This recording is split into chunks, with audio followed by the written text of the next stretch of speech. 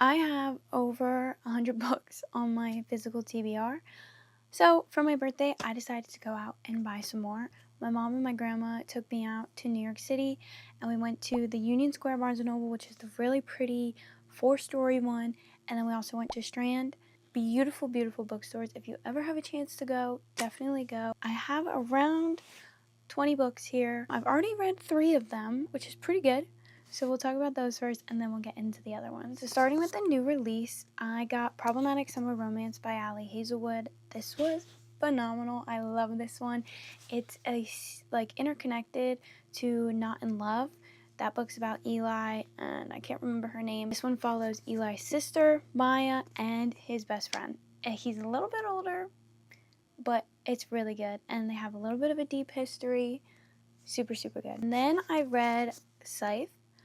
I need the next book immediately. I'm so happy I bought this one. I always kind of looked at it and I was like, maybe I'm not gonna get it. I don't know if I'll read it. Devoured it. It was so good. It's such a fun concept. So humans hit a point where they cannot die. It's just not possible. They have developed medicine and figured things out enough that it's not possible. So there is no government and humans can't die. And there's this big thing called the Thunderhead, which is basically AI. Pretty freaky that we're getting to a crazy point in AI, and this book's about AI. Obviously not this point of AI, but still a little crazy. And basically these people called Scythes, it's their job to kill people. Scythes are above everyone. They can do whatever they want. You can't resist them. And they kind of just select people to kill them to keep the population low. There's a lot of twists and turns, a lot of unexpected things, but it was really interesting. And there are 2 more books and a novella after this one. This one I solely picked up because of how beautiful it is. Like, oh my god, it's freaking gorgeous. Like, the map in there, it's so beautiful. And the concept is super interesting. It's about ancient Egypt and a prophecy, and you're following 4 different people, 4 different point of views. It's super fun. I almost didn't pick this one up, and my mom was like, it's a signed edition, you have to get it. So here it is. Okay, now moving to the books I haven't read yet, and who knows when I'll get to them, because you can literally see this is filled front to back, and then what you can't see is I have a million books, not a million, I have a bunch of books on the top of my bookshelf that is also part of my physical TBR. This book has been so well loved, so talked about. I had to pick it up. The Favorites by Lane Fargo. You're following 2 ice skaters. There's drama. Heard it's really good. Had to get it. Then we have The Rose Bargain. I've seen a lot of people talk about this one. What mostly gets me is the cover. It's so beautiful. Not exactly sure what it's about. I know a couple of my favorite booktubers have read it and they liked it, and I love a good new fantasy, a new concept. That's the best. This one is my mom's pick. We read a bunch of the same books. We have very similar taste. She just doesn't read fantasy, but romance-wise, we have very similar taste. This is called Time After Time. It's one of the books where it switches from the past to the present, which is always fun, and I love that. But it's following different people in the past and different people in the present. See, on the front it says 2 love stories 100 years apart.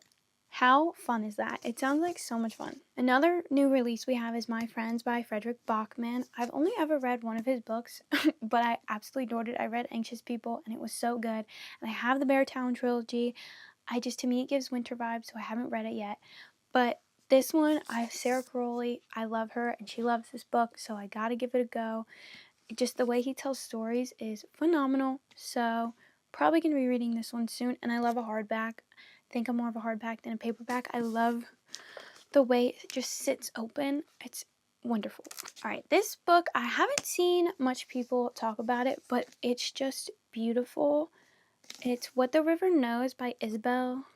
I don't know how to say her last name. I'm sorry. This book has just popped up on my Goodreads a bunch on the suggested for you stuff, and the cover just gets me so good. This is a set in the 19th century, and it's in Buenos Aires, so pretty fun. I love books set in other countries. I think it's really interesting. You get a glimpse of different cultures and stuff. I think it's fun. Another new release, we have Summer in the City by Alex Astor. I have not read any of her books.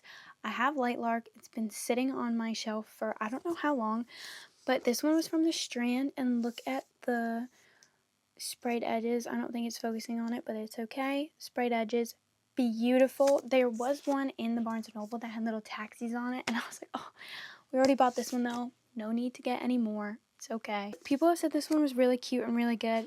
It's just a super quick, short, sweet romance is what I assume from the cover, because come on, it looks so cute. All right, another new release, big surprise, The Night and the Moth. This is by Rachel Gillig. She wrote One Dark Window and Two Twisted Crowns. Is that what it is? It is.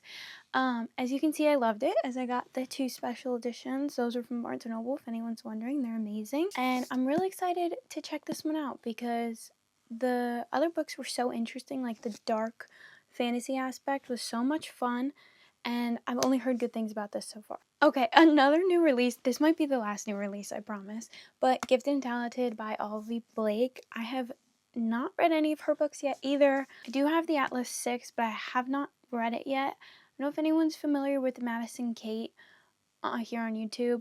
She loves Olivia Blake, but it kind of gives me the vibe that they're very strong reads and you need brain power to read it. And sometimes I just don't have the brain power to do it. It seems really interesting though, following siblings and money and all that fun stuff. Like I said, I haven't really read any Frederick Bachman, but I did pick up another one of his books, A Man Called Ove or Ove, I'm not sure. I see all the clips on TikTok of A Man Called Otto, which is based off of this book, and it just seems so cute and sweet. I love the stories of like Sweet Little Old Man, or like just more of just general fiction sort of stuff compared to like romance and whatever, because you don't exactly know what you're getting, and I think that is so much fun. Definitely going to read this one soon. Then we got a Mariana Zapata book. I've read All Roads Lead Here, and I thought that was phenomenal. I loved it, so I needed to get another one of her books. I know some of them are on Kindle Unlimited, but I know I'm going to love it, so I want the physical copy of it. Then we have Daughter of the Moon Goddess. Look at this cover.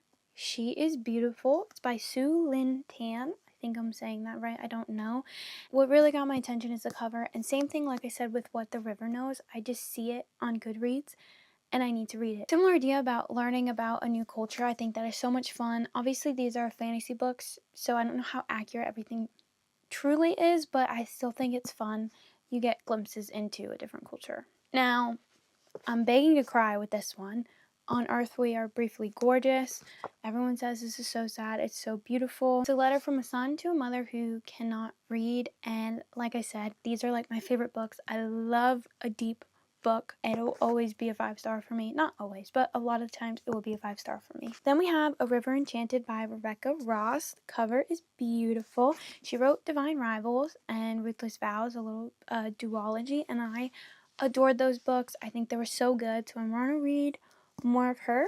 So I picked up this one, and same thing, the cover literally is just what got me, and I don't even know what it's about, but it looks so beautiful and fun. This one is another one that was my mom's pick, Pineapple Street. I've seen a lot about it, but it seemed just like more of like a women's fiction sort of thing, and I think that could be super fun and super interesting. And what really made her pick it up is because it was a Strand signed edition. See, it's signed. I don't know why, but that's like what got her. She was like, it's signed, we have to get it. She did that with multiple books, just so you know. It wasn't just me influencing these bad decisions, it was her. Then we have a book I have never seen anything about. It was in Barnes & Noble. It was their April book of the month or whatever. And it's about vampires and humans, and like a game that the vampires have for the humans. Very interesting. I think it's a duology. I know there's at least one more that comes after this, and who doesn't love a book about vampires? We were all raised on Twilight. Who doesn't want more vampires? I don't know. Now, I know I'm getting myself into a lot with this one because I think it's like 12 or 13 books all in this whole world with Robin Hobb, but I have to give it a go. Like, the vibe and aesthetic of this just looks so fun. So I'm starting with the Farseer trilogy. I don't know if that's how you say it. I'm sorry. But Assassin's Apprentice. I didn't get all of them. Just got the first one because I don't know if I'm going to like it or not. And I'm not going to pay for a whole trilogy if I don't know if I'm going to like it. But then I am going to like it, and then I'm going to need the books immediately. I like to get my books from Barnes & Noble over like Amazon or Target, but Barnes & Noble takes so long to ship. But anyways, we got this one. Alright, the final book of our haul, we have Fate Inked in Blood by Danielle L. Jensen. She wrote the Bridge Kingdom series. Those books are phenomenal. If you haven't checked them out, if you haven't heard of them, please do. One of the best fantasies I've ever read. Concept is so unique, so fun, super interesting. Definitely check those ones out. It's very much so enemies to lovers to enemies again. So it rips your heart out, but in a good way. I'm not sure what this one's about, but I just love her writing and her story, so I wanted to read more of her, and I've seen a lot of good things about this, and the cover and everything is just so enticing, and it's a Strand signed edition. Guess who told me to get it? Guess who? But you can't guess. My mom. She told me to get it. So that finishes up our little birthday haul. Hope you guys liked it. If you've read any of these books, let me know if any of them are your favorites, which ones I should get into, which ones that you maybe didn't like and I probably shouldn't have bought. Just give me your opinions, and I'll see you in the next one. Bye!